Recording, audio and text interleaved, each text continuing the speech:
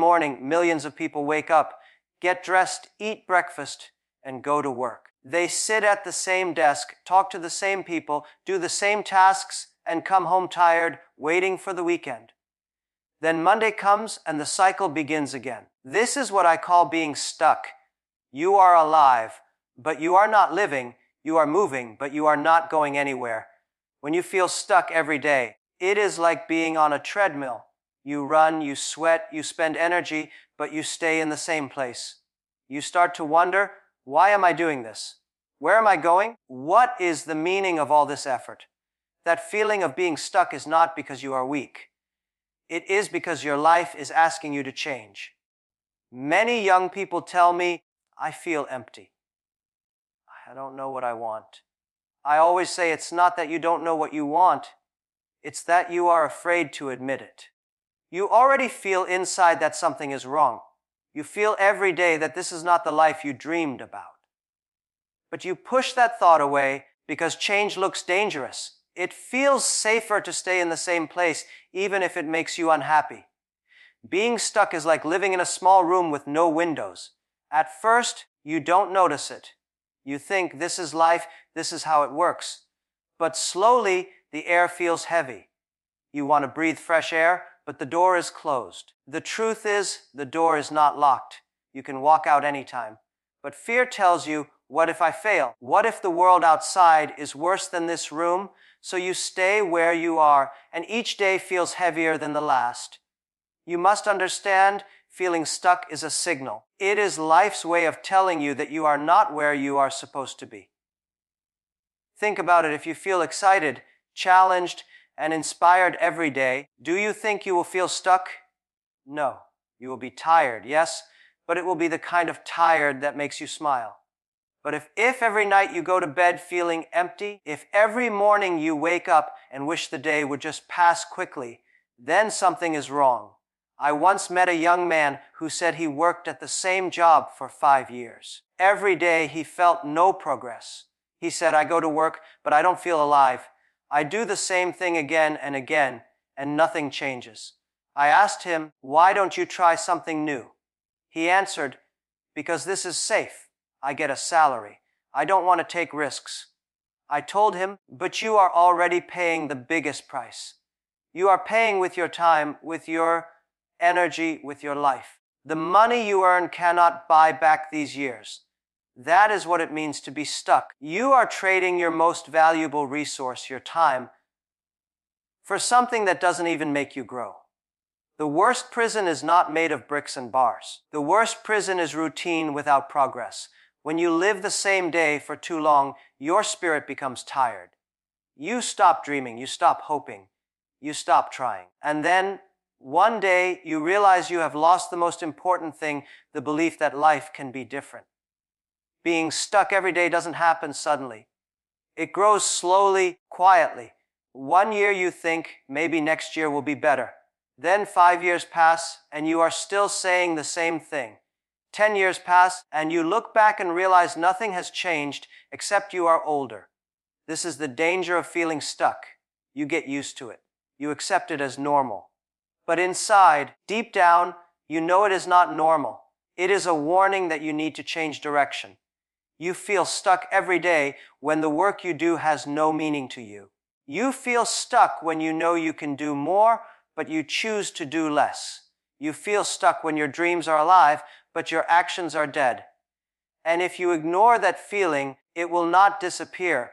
It will only grow louder, heavier, until one day you cannot ignore it anymore. Say, look around you.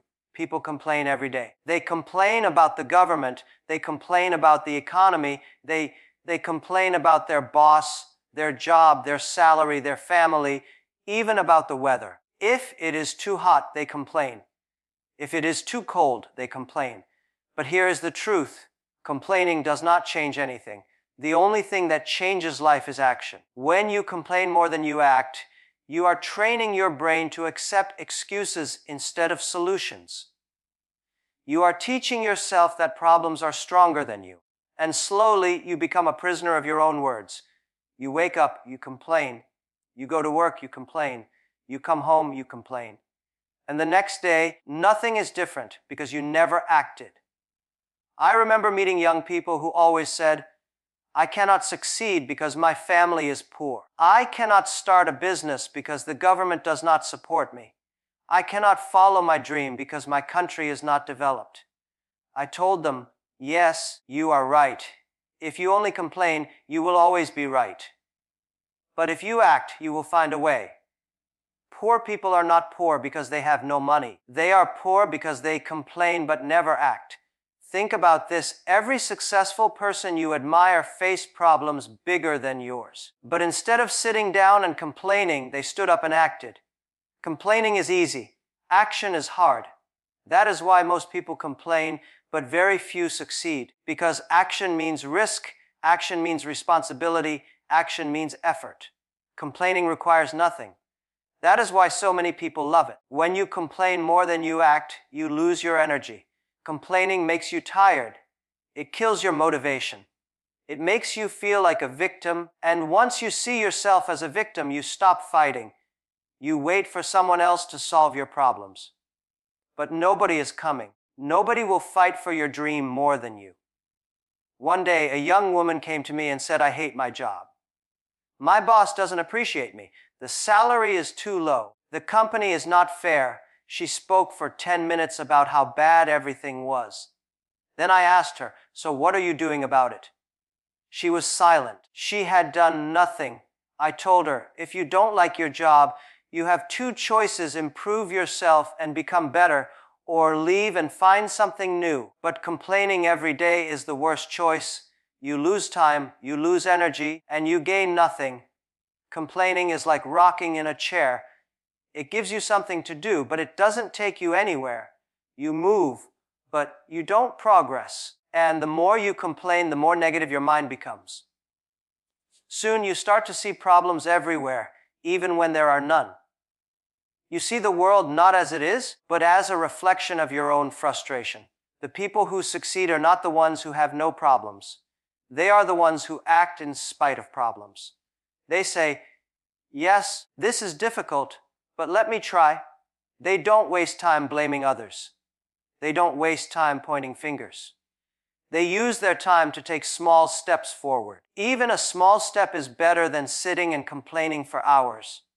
You must understand, when you complain more than you act, opportunities will pass you by. While you are busy talking about what is wrong, someone else is busy doing something about it.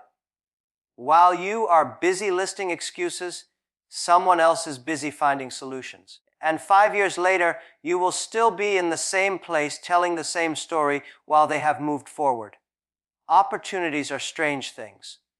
At first, they never look like opportunities. They look like problems, risks, challenges, or even headaches. When someone says, this is a big opportunity, most people don't feel excited. They feel afraid. Why? Because opportunities always come with uncertainty, and people are afraid of the unknown. When you see an opportunity and the first reaction in your heart is fear, that is a sign something is wrong. It means your comfort zone has become your prison. Instead of saying, what if this works? You only think, what if I fail? Instead of imagining growth, you imagine disaster. And so you step back, you let the chance go, and then you watch someone else take it. Later you say, I knew about this before. I could have done it. But you didn't, because fear was louder than your courage. I have met many young people who told me, I had a chance to start a business, but I was too scared. I had a chance to move to a new city, but I was afraid. I had a chance to learn a new skill, but I thought it was too difficult. Years later, they regret it. Not because they failed, because they never even tried. The pain of trying and failing is temporary.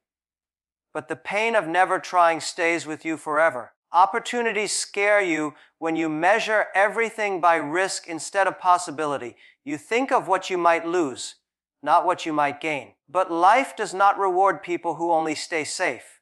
Life rewards those who dare to move when others hesitate. Look at every invention, every company, every leader you admire. At some point, they faced an opportunity that terrified them. But instead of running away, they stepped forward. That is why you know their names. Fear is natural. Everyone feels it. Even the most successful people were scared before they started. But here is the difference. Some people let fear stop them, and some people let fear push them. When fear comes, you can either say, "This is too dangerous, let me hide," or you can say, "This is a sign that I am about to grow." If an opportunity does not scare you at least a little, it is probably too small for you. Imagine this: someone offers you a project you have never done before. Your mind immediately says, "I don't know how to do this. What if I fail? What if people laugh at me? What if I lose money?" These are natural thoughts. But if you only listen to them, you will never move.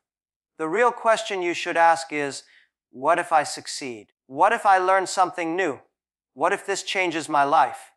The problem is, most people never ask those questions. They let fear close the door before they even open it. I remember once a student asked me, "What if I take this opportunity and I am not ready?" I told him, "Nobody is ever ready. You become ready by doing it. If you wait until you are fully prepared, the chance will be gone. The world will not wait for you. Opportunities do not knock twice. They pass quickly, and once they are gone, they may never come back."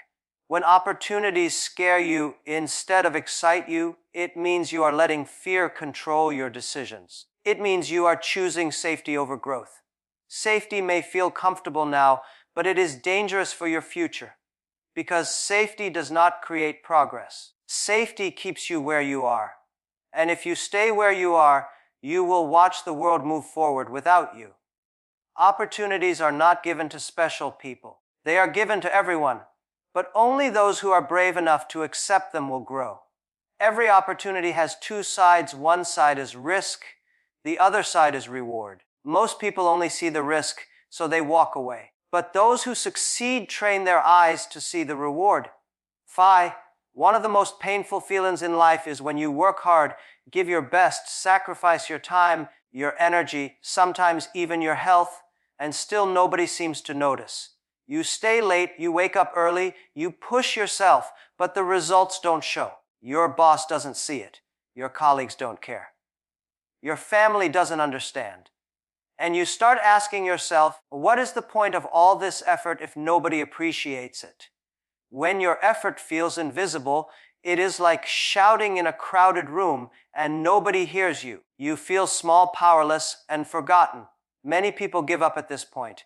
They think, if nobody notices me, if nothing changes, why should I keep trying? That is the danger. Because when effort feels invisible, you are tempted to stop. But what you don't realize is that the invisible work is often the most important work. Think of a seed. For weeks it stays under the soil. Nobody sees anything. If you look at the ground, you might think nothing is happening. But underground, the seed is growing roots, preparing itself to break through. Effort is the same. In the beginning, it is invisible. You put in the work and it looks like nothing is changing. But under the surface, growth is happening. The roots are forming, and one day, the results will break through. I have met many young people who told me, "I work harder than anyone in my company, but I am not promoted. I am not recognized." I tell them, be patient. Recognition is not always immediate. Sometimes your effort is like water boiling. At first, the water looks the same. Nothing seems to happen. But as you keep heating it, suddenly at 100 degrees, it changes completely. Your effort works in the same way. It may look invisible until the moment it transforms everything. But let's be honest, it is not easy. It hurts when you feel invisible. It hurts when you see others, maybe less talented, moving ahead while you stay in the same place. It hurts when you wonder if you are wasting your time. The human heart wants to be seen, to be valued. And when that doesn't happen, frustration grows. Many people choose the easy road. They stop trying. They lower their standards. They do the minimum. But that is why most people never reach their true potential. Your effort feels invisible because growth takes time. Nobody sees the hours you spend practicing after midnight. Nobody sees the failures you had to face before you got it right. Nobody sees the 1,000 small steps behind the one big step that becomes visible. People only notice success when it is big, but they ignore the invisible effort that made it possible. Think about every great athlete, every great musician, every great entrepreneur.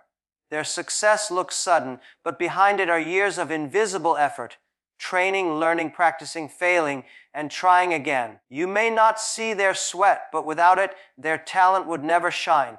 Sometimes your effort feels invisible because you are in the wrong place. You might be working in an environment where people don't value your contribution, no matter how hard you try.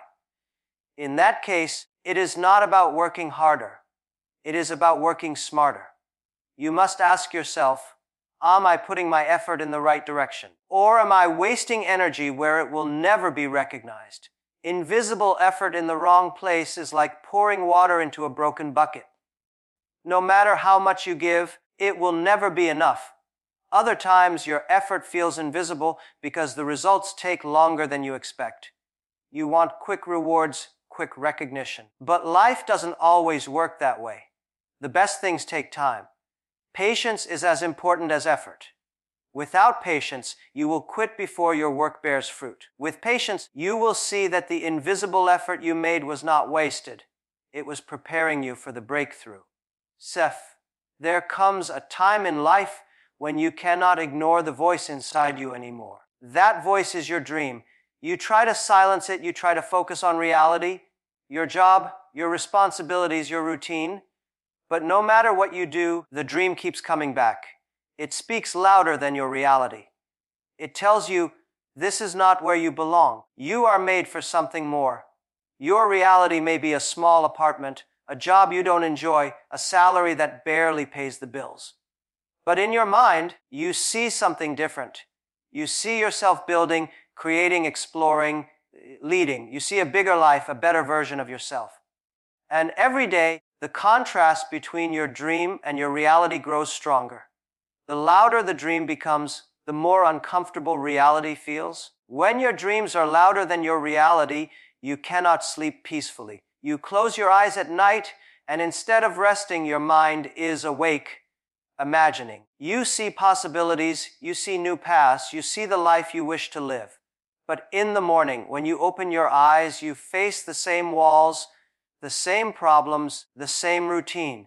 That gap between dream and reality becomes painful. Many people try to silence their dreams because reality looks too heavy. They say, dreams are for children. I must be practical. I must be realistic. But the truth is, reality without dreams is empty. Dreams are what give life meaning. They are what push humanity forward. Every invention, every discovery, every success began with someone whose dream was louder than their reality. I remember talking to a young man who wanted to be an artist, but he worked in an office, typing reports every day. He told me, when I sit at my desk, I feel like my body is here, but my mind is somewhere else. I want to paint. I want to create. But my parents say it's not practical. My friends say it's risky. I told him, if your dream keeps speaking to you, you cannot bury it. You can try, but it will keep knocking on your heart until you listen.